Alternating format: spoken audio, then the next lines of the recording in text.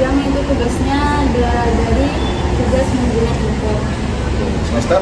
Kami dari semester ini.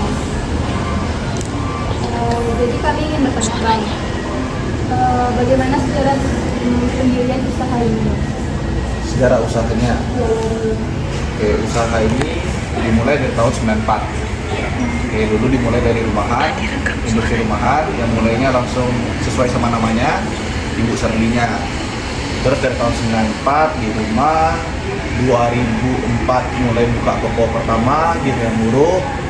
Terus di sini kita pindah dari tahun 2008.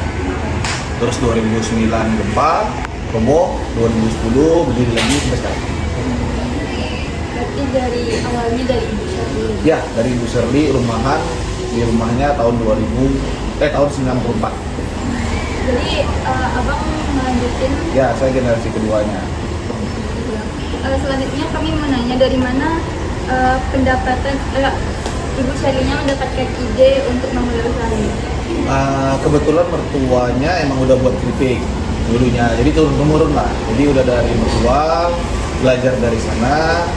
Nah, tapi kepikiran buat tokonya ya karena lihat kan sebelum dari kita kan juga udah banyak toko keripik balado yang udah dulu. Tapi kalau untuk buat keripik awalnya itu dari mertua. Selanjutnya kita akan menanyakan tentang produk yang dijual. Produk apa saja yang dijual atau yang diproduksi usaha ini, dan apa aja variasi-variasinya dari rasa ataupun bahan-bahannya. Kalau yang diproduksi utamanya sesuai namanya keripik balado. Tapi kalau untuk keripik balado sendiri variannya itu ada yang utama itu yang biasa, yang durian sama yang cabai hijau. Itu kalau untuk keripik balado. Tapi kalau untuk produk yang dibuat, kalau kita buat sendiri itu ya kurang lebih ada belasan sampai 20-an SKU produk. Tapi kalau kita jual di toko itu banyak, ratusan. Karena kita nggak cuma jual yang kita buat, tapi kita juga ada jual UKM Sumbar yang nitip ke kita. Karena kita kan toko. Jadi apa Bang kayak keripik yang bestseller gitu? Ya, yang bestseller pasti sesuai sama nama kita. Ya, keripik baladonya. Terus apakah produk dari usaha ini pernah diekspor ke luar negeri Bang? Pernah dan masih kita ekspor sampai sekarang. Kita ekspor ke LA dan Kanada marketnya. Itu keripik baladonya? Yes, keripik baladonya yang kita ekspor. Terus kemasan apa saja yang digunakan untuk kemasan ini? Untuk ekspor atau untuk di toko? Untuk produknya. Kalau untuk produk kita ada dua kemasan. Satu yang otentik, yang emang dia menjadi oleh-oleh Sumatera Barat. Itu kemasan yang apa? Kemasan keripik balado apa biasanya? Plastik. Ya, yang plastik bening. Itu kan di mana-mana kemasannya itu semua. Tapi kalau untuk ekspor, nggak mungkin kita pakai kemasan plastik. Kenapa? Kalau ekspor kan pasti lewat jalur laut. Laut aja kontainer udah berapa bulan, belum lewat darat. Kalau pakai plastik, nggak mungkin kalau dia tidak pakai aditif. Nah, untuk keripik balado kita 100% alami bahannya. Kita nggak ada pakai pengawet, nggak ada pakai aditif kimia apapun. Jadi kalau untuk ekspor kita pakai kemasan aluminium foil. Jadi kemasannya kita ganda, keripiknya masuk kemasan plastik, terus masuk ke kemasan foil. Berapa kisaran untuk produk yang dijual di tempat ini? Di toko. Dari toko. Kalau di toko fluktuatif ya, namanya market kita nggak pernah tahu. Kadang kalau lagi rame-rame, kadang kalau sepi-sepi. Ya cuma kurang lebih kita produksi kan setiap hari. Jadi sekitar ya kurang lebih sehari 300-an produk kita produksi. Kalau yang untuk diekspor itu ada berapa? Kalau untuk diekspor kita marketnya masih cuma satu, itu pun nggak banyak lah. Jadi rata-rata dia pesannya 6 bulan sekali. Karena kalau untuk keripik balado ini marketnya sebenarnya orang Indonesia yang ada di luar negeri. Jadi marketnya Berapa, kecil. Berapa kisaran produknya?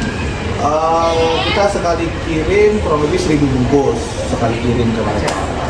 Itu Saya sekitar 6 bulan sekali. rasanya itu beragam atau satu? Cuma satu, karena untuk urus ekspor kan dokumennya lumayan ribet. Jadi kita nggak mungkin gambling dengan varian-varian lainnya. Jadi untuk masuk marketnya ya kita pakai yang paling kita ready. Karena yang udah kita buat 30 tahun kan yang keripik balado.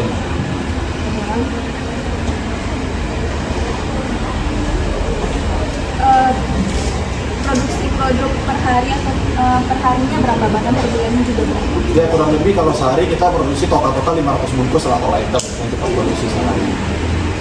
Kalau per bulannya? Kali ini aja di luar hari Minggu dan hari Sabtu. Kita kerja 5 hari seminggu. Dan untuk sekarang sih tiap hari kita masih rutin kerja. Selalu ada deadline. Lalu estimasi omset atau pendapatan per bulan dari usaha melalui ini berapa? Kalau per bulan estimasinya kurang lebih di angka 200 ke 300 juta per poin.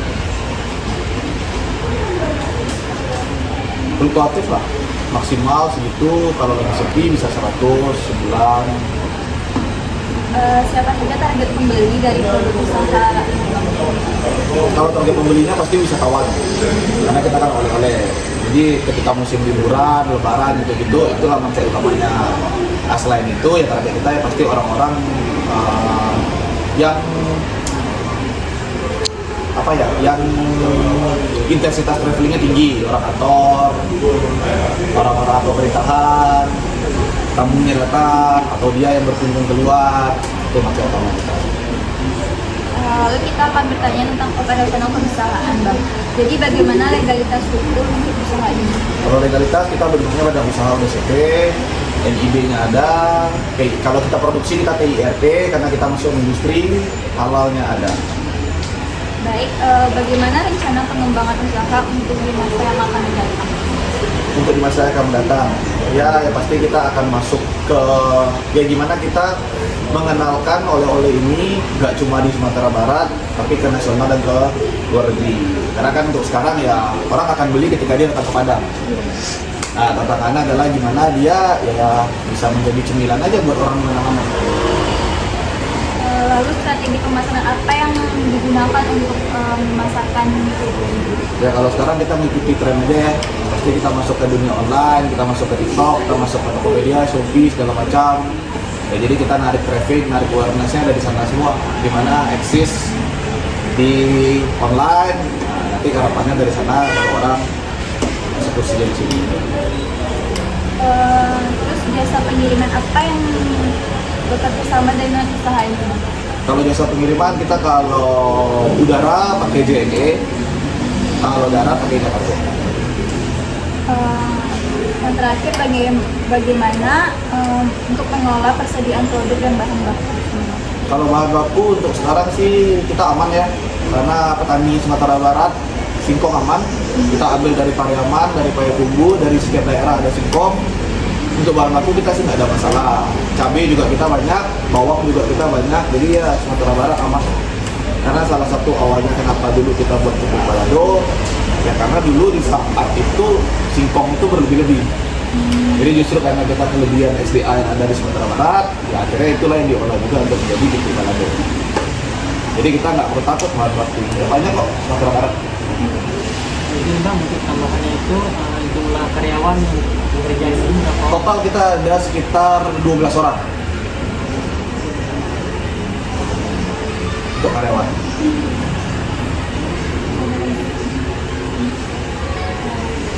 Jadi pertanyaan kita kayaknya udah sampai di situ, Bang. Tapi kami boleh minta data-data ini, kayak nama, alamat, nomor telepon, email, personal kontak yang kita akan hubungi, lalu media sosial seperti TikTok tadi, dan kalau Instagram kalau ada, Boleh. terus jasa pengiriman dan jam operasional itu. Sekian wawancara kita hari ini.